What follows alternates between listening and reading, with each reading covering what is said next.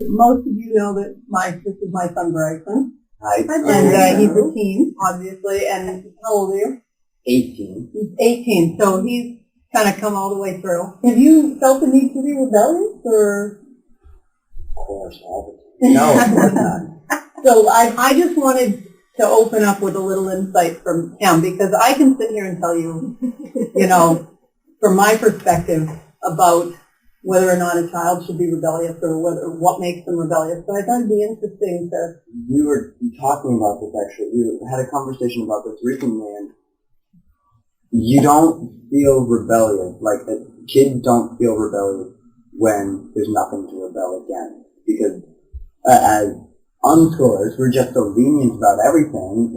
Everything is completely open. And so all the little points that the mainstream teens feel they have to rebel against because their parents are like into grounding and arbitrary rules and stuff like that, they have something to rebel against. And when you become a teen, when your brain develops a little bit further, I think you become more aware of what sort of boundaries are there and if those boundaries make sense or not. So in our home, the only, I can't think of any boundaries, but like we have principles. We have principles like the boundaries of just basic respect and stuff like that, like just being kind. There is no need to rebel because there's nothing to rebel against. Have you ever been in situations where you felt you needed to rebel? In public school? Yeah. So my son, I adopted my son when he was 11. So he was in multiple different home environments and even some group homes. He definitely had to rebel because lots of arbitrary things. Like there was one residential facility that I was in when I was around 7, and those residential places are full of just every moment is regimented, literally. There is no free moment. Chores. It's basically like school all day long. And there's a lot to rebel against. So there you're going to get the rebellious kid. And were you rebellious there? Were you? Extremely. Yeah. And what about public school? You mentioned public school. Yeah, because everything's regimented. You have to rebel in order to survive. You have to go against the system, because even if you end up complying, you're at least getting that little dig in. I have made their day a little bit harder for them because they made my day so much worse. None of this is scripted. And we didn't even talk about this.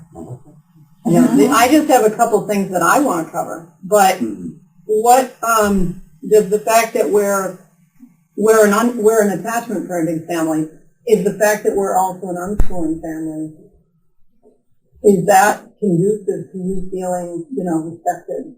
Absolutely, because our family is incredibly democratic, and so anything, like if there's some sort of thing that maybe I'm wanting to do, like for example, I play Dungeons and Dragons, and I also have a really bad habit of getting way too into something like that, very intellectual, and sometimes my mom gets a little concerned if I've been playing it more than I usually do, and she'll bring up the point, and she'll say, I'm feeling a little worried because you're not doing as much music, or you're not doing as much chainmail as you normally do, and I think that time's being taken up by D&D, and so we then have a discussion about it, as opposed to my mom just saying, all right, no D&D for a month. That wouldn't work. If I were to do that, then I'd just sneak it.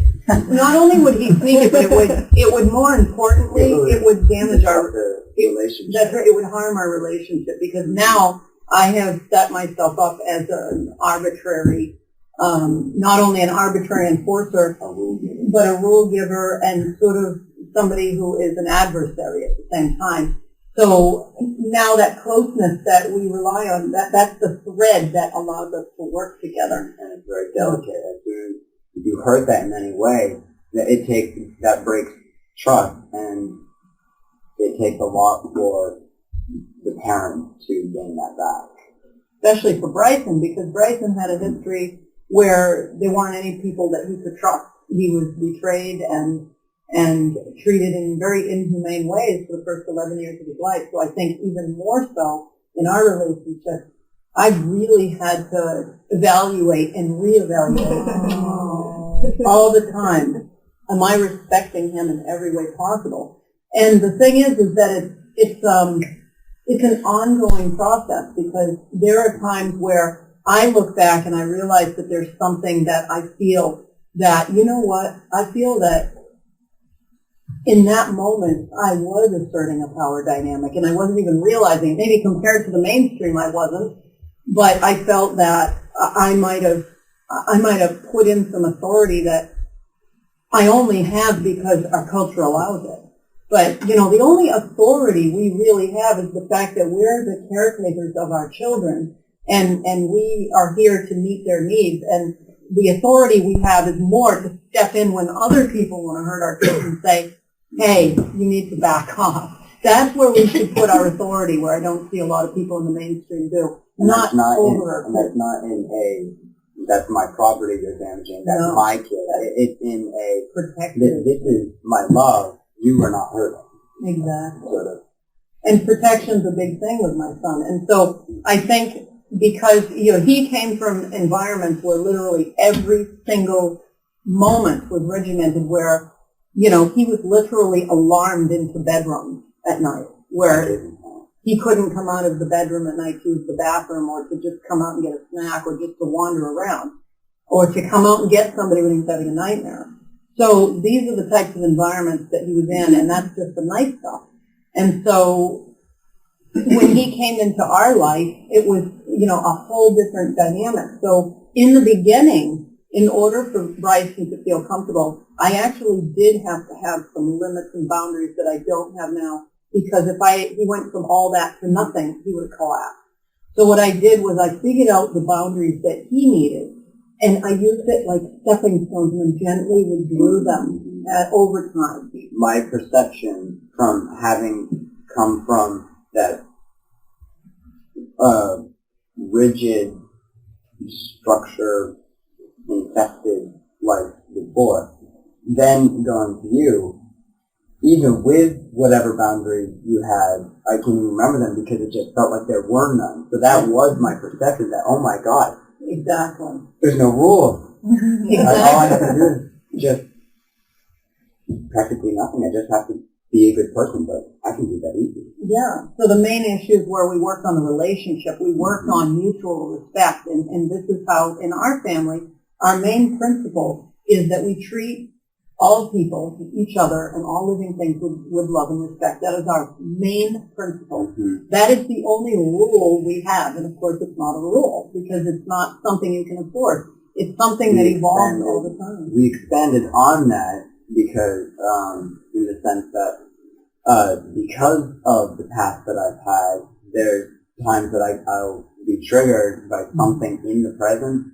and without even me knowing it, my brain immediately goes back to 19-something, and I need to use whatever stability tools, like something as simple as deep breathing, to something as often as the emotional freedom technique, the tapping point. Probably a lot of people don't know about EFT.